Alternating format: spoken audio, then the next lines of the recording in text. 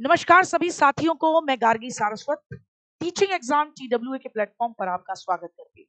एक साथ केंद्रीय विद्यालय की वैकेंसी तमाम लोगों के माध्यम से चर्चा में लाई गई है पिछले 2 दिनों से।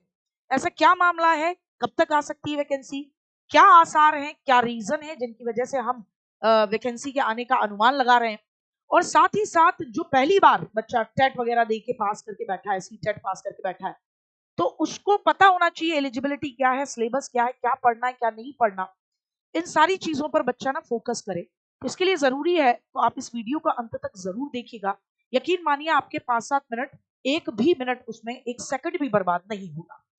तो देखिए क्या रीजन है। कोर्ट का एक नोटिस आया है, कोर्ट का नोटिस आया है निधि पांडे जो कि कमिश्नर है केंद्रीय विद्यालय की संगठन की। कुल मिलाकर इसका जिस्ट बताती हूँ मैं आपको। कल आया, 13 तारीख को आया। इसका जिस्ट क्या है? इसका जिस्ट ये है कि भैया एक सिंपल सी बात कही जा रही है केंद्रीय विद्यालय संगठन को कि CWSN, children with special need वाले जो बच्चे हैं, उनको ना आप नेग्लेक्ट कर रहे हो अपने विद्यालय में।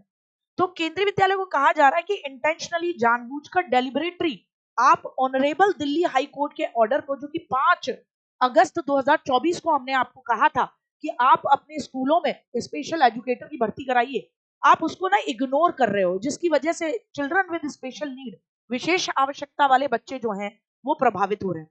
तो बोले आप इस पर काम करो, तुरंत के तुरंत भर्तियों को जल्दी से जल्दी लोगों को रिक्रूट करो, वरना आपके खिलाफ एक्शन लिया जाएगा। ठीक साहब, ये तो इनका आया हुआ मामला है जिसको लेकर इस पर बात की गई है। अच्छा जी, अब इसके आधार पर, क्योंकि ये भी वैकेंसी निकाली जाएगी, इसके अलावा पीआरटी की पिछले 1 साल से निकली नहीं है, लास्ट जो निकली थी। ऐसा नहीं है टीचर रिटायर नहीं हो रहे, टीचर रिटायर भी हो रहे हैं। पहले भी कई ऐसे स्टूडेंट है हमारे, पढ़ रहे हैं, पढ़ा रहे हैं वहां पर केंद्रीय विद्यालय में, जिनके माध्यम से इस चीज को कईयों बार स्पष्ट किया गया है कि मैम अभी एड ऑफ पर काम चल रहा है, लेकिन बहुत जल्द क्या आएगी, वैकेंसी आएगी, क्योंकि रेगुलर के बगैर लंबे समय तक काम नहीं चल सकता। ये आप भी जानते हैं। आरटीई धारा 26 कहती है कि आप खाली पद नहीं छोड़ सकते हैं, 10% से ज्यादा आपको भर्ती करानी पड़ेगी हर हालत में। तो अडॉक पे आप 11 महीने के कॉन्ट्रैक्ट पे कितना काम करवा लोगे किसी टीचर से? ठीक साहब, ये एक स्पष्ट बात निकल कर आती है। तो इसको ध्यान में रखते हुए आपकी अब वैकेंसी सामने देखने को मिलने वाली है। अब भैया देखिए, केवीएस टीचर वैकेंसी आपको मार्च लास्ट तक आपको नोटिफिकेशन देखने को मिल जाएगा हर हालत में। आ जानी 2024 में ही चाहिए थी, लेकिन अब तक डिले रहा, तो अब न केवल ये बल्कि नवोदय भी देखने को मिलेगी, DSSS भी देखने को मिलेगी। तो मार्च लास्ट तक एक्सपेक्टेड है। फॉर्म की फीस है ना 1500 रुपए होती है। पीआरटी का टीचर बनना है, मैक्सिमम एज 30। टीजीटी का बनना है, मैक्सिमम एज 35 होनी चाहिए। पीजीटी का बनना है, मैक्सिमम एज 40 होनी चाहिए। क्या प्रोसेस है भैया? पहले होता है CBT, computer based test, written examination होगा, लेकिन कंप्यूटर बेस्ड होगा, एमसीक्यू बेस्ड होगा, कंप्यूटर बेस्ड। उससे पहले ऑफलाइन हुआ करता था, लेकिन फिर इसको कोरोना के बाद किसमें कन्वर्ट कर दिया? सीबीटी। बोले नकल वकल इन सब से भी बच जाते हैं। फिर आपकी डेमो टीचिंग और इंटरव्यू होता है। अगर आपने रिटन एग्जामिनेशन अपना क्लियर कर लिया, आपकी नाम आ गया, मेरिट लिस्ट में आ गया, फिर आपको इंटरव्यू के लिए कॉल किया जाएगा। और इंटरव्यू के लिए जब कॉल किया जाएगा तो केवल आपसे बातें नहीं की जाएंगी, आपसे केवल प्रश्न नहीं पूछे जाएंगे, आप पढ़ाते कैसे, डेमो टीचिंग भी ली जाएगी। तो इनका प्रतिशत होता है 70, तो इसका प्रतिशत है, और इन दोनों का मिलाकर 30% बैठता है। 70 और 30 का परसेंटेज है। ठीक साहब, मैंने ऐसे बहुत लोग देखे, रिटन निकाल लिया, लेकिन यहाँ इंटरव्यू क्योंकि बोलने की स्किल अच्छी नहीं थी, घबरा गए, या फिर डेमो टीचिंग अच्छी नहीं कर पाए, बाहर निकल गए, नहीं हो पाया। ठीक साहब, यहां पर समझें कि पीआरटी जो है उसको पे स्केल 6 का मिलता है, 30 साल की उम्र चाहिए। पीआरटी में कौन अप्लाई कर सकता है? जिसने 12th कर रखी हो 50% के साथ 12th, और 2 साल का क्या कर रखा हो, एलिमेंट्री एजुकेशन का, किसी भी नाम से, डीएलएड बोलते हो, बीटीसी बोलते हो, जो भी बोलते हो, वो उसने कर रखा हो। या फिर उसने सीनियर सेकेंडरी 50% के साथ 12th कर रखी हो, और 4 साल का उसके पास बीएलएड हो, जिसमें बीए और आपका एलिमेंट्री एजुकेशन का डिप्लोमा शामिल होता है। या फिर उसने 12th में 50% हो और 2 साल का उसके पास स्पेशल एजुकेशन का अलग से डिप्लोमा हो, तो स्पेशल एजुकेटर्स भी आ सकते हैं। ठीक है ना साहब, क्लियर हुआ? अच्छा जी, प्रोफिशिएंसी चाहिए होती है कंप्यूटर में, हिंदी इंग्लिश दोनों होना चाहिए, और एक चीज और याद रखो, सीटेट चाहिए होता है, पेपर 1 वाला। ठीक है ना, सीटेट चाहिए होता है, कंप्यूटर की नॉलेज भी चाहिए। सीटेट क्या क्राइटेरिया क्या है जो सेंट्रल लेवल पे चलता है? जनरल 60% यानी 90 नंबर चाहिए, SC ST OBC 55% चाहिए। ठीक साहब, आगे बढ़ जाते हैं। यहां अगर मैं बात करूं इसकी TGT की, तो उम्र अपर लिमिट कितनी है? मैक्सिमम 35 साल का। पे स्केल आपका 7 का रहता है। ठीक साहब, यहाँ पर ना आपको चाहिए कि आपने 4 साल का इंटीग्रेटेड कोई कोर्स कर रखा हो 50% के साथ में, जो जिस भी सब्जेक्ट के आप TGT अप्लाई कराना चाहते हो।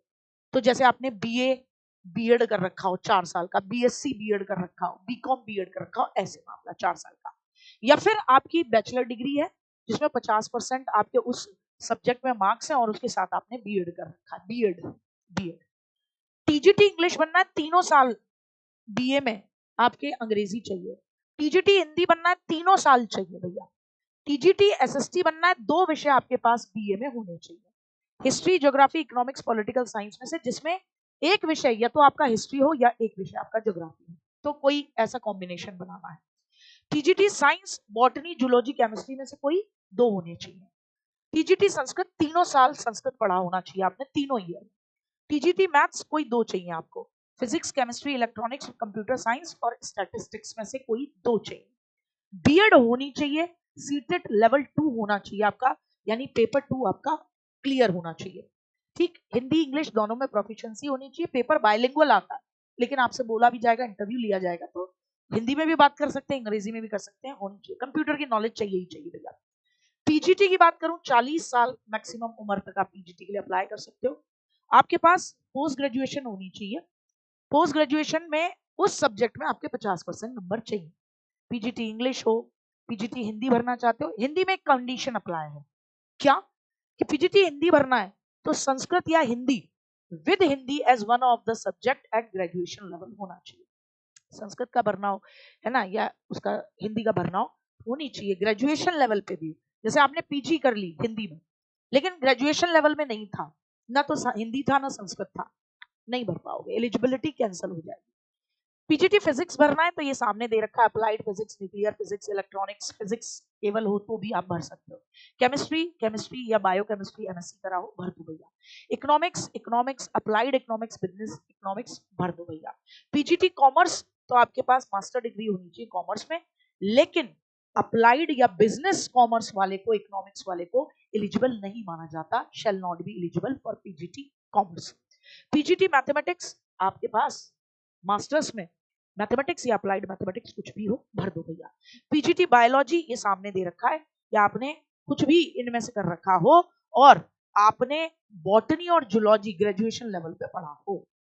पीजीटी हिस्ट्री में पोस्ट ग्रेजुएशन, ज्योग्राफी तो ज्योग्राफी होनी चाहिए। बीएड मांगा जाता है आपसे, याद रखें, बीएड और इक्विवेलेंट, तो पीजीटी में भी बीएड मांगा जाता है। हिंदी इंग्लिश की प्रोफिशिएंसी, कंप्यूटर की नॉलेज चाहिए, इसमें सीटेट नहीं चाहिए, बस पीजीटी में, लेकिन बीएड चाहिए। अब देखो भैया पेपर कैसा आता है, तो 180 नंबर का आता है। पीआरटी की अगर बात करूं तो हिंदी और इंग्लिश जनरल आती है, जनरल इंग्लिश के 10 क्वेश्चन, जनरल हिंदी के भी 10 क्वेश्चन। फिर आपका जनरल अवेयरनेस, रीजनिंग और प्रोफिशिएंसी इन कंप्यूटर के 20 क्वेश्चन आपके ओवरऑल रहते हैं, जिसमें करंट अफेयर जीके के आपके 10 क्वेश्चन, रीजनिंग के 5 क्वेश्चन और 5 ही क्वेश्चन कंप्यूटर लिटरेसी के रहते हैं। ये पोर्शन दिख रहे हैं आपको 4, आपकी मर्जी, आप पहले इसको कर लो, इसको कर लो, इसको कर लो, इसको कर लो, आधा इसको करके दूसरे में भाग जाओ, कोई मना नहीं होता है। फिर तीसरा ये जो इंपॉर्टेंट है 60 नंबर का, साइकोलॉजी जिसे आप कहते हो, इसका हेडिंग रहती है perspective of on education and leadership, यानी शिक्षा के क्षेत्र में और नेतृत्व के क्षेत्र में आपके परिप्रेक्ष्य क्या है। ठीक, तो इसके अंदर आपके 60 नंबर का मामला रहता है, 5 यूनिट रहती है, 60 नंबर का आपका मामला है, हर यूनिट का अपना एक वेटेज सामने दे रखा है। और क्योंकि ये पीआरटी है तो सब ईवीएस, मैथ्स सब मिलाते हुए सब्जेक्ट स्पेसिफिक 80 नंबर का ये सारा चीजें आएंगी जो आपने पढ़ी भी होती हैं जनरली सीटेट में। उसके बाद आपका रिटन क्लियर हो गया तो आपका डेमो होगा, इंटरव्यू होगा, वो 60 नंबर का रखा जाता है। अब आप कहोगे दीदी पहले तो आप 30 बोले, 60 नंबर मतलब 30 नंबर का आपका इंटरव्यू, 30 नंबर की डेमो टीचिंग, फिर बाद में इसे कंबाइन करके रेशो में 30% बना देते हैं। ठीक है ना, समझ रहे हो? ठीक है, तो वेटेज बाद में 70 और 30 का बना लेते हैं। अच्छा जी, टीजीटी का सेम है, ये लैंग्वेज की प्रोफिशिएंसी, ये भी 20 नंबर का, general awareness, reasoning, computer literacy. ये जो पोर्शन है perspective on education and leadership, ये यहाँ 40 नंबर का हो जाता है। और 100 नंबर का जो भी टीजीटी का आप फॉर्म भर रहे हो, हिंदी का भर रहे हो, अंग्रेजी का भर रहे हो, 100 नंबर की आपकी अपनी हिंदी, अंग्रेजी, एसएसटी जो भी होगी वो आएगी। यहाँ पर भी इंटरव्यू और रिटन का डेमो मतलब प्रपोर्शन वही है। पीजीटी की अगर बात करूं तो ये पार्ट ए सेम है, पार्ट बी सेम है, ये हिस्सा भी सेम है, बस वेटेज कम कर दिया, 40 क्वेश्चंस रहते हैं आपके। और यहाँ पर ये आपका 100 मार्क्स का रहता है आपका खुद का विशेष विषय। यहाँ पर भी आपका डेमो टीचिंग इंटरव्यू का मामला सेम रहता है, यही मामला है। तो आप लोगों के इसको ध्यान में रखते हुए आप अपनी तैयारी करना चाहते हैं, क्योंकि बहुत जल्द आपको, मैंने आपको बताया मार्च तक आपको, मार्च लास्ट तक आपको आपकी वैकेंसी नोटिफिकेशन आउट हो जाएगा। तो आप टारगेट विद अंकित पर जो बैचेस हैं आपके, उनको आप ज्वाइन कर सकते हैं। टारगेट विद अंकित पर आपके केंद्रीय विद्यालय को ध्यान में रखते हुए, केवीएस को ध्यान में रखते हुए जो बैचेस चल रहे हैं, आप उनको विशेष तौर पर अपने आप को एनरोल कर सकते हैं, अपनी तैयारी कर सकते हैं। और जो भी बैचेस से संबंधित एक्स्ट्रा आप जानकारी चाहते हैं तो ये हेल्पलाइन नंबर है 9711449696, आप इस पर कॉल कर सकते हैं, व्हाट्सएप कर सकते हैं। उम्मीद है आपके डाउट क्लियर होंगे। इसी तरीके की तथ्यात्मक जानकारी प्राप्त करने के लिए टीचिंग एग्जाम TWA के चैनल को सब्सक्राइब करना न भूलें। जय हिंद, जय भारत, तैयारी में लग जाइए।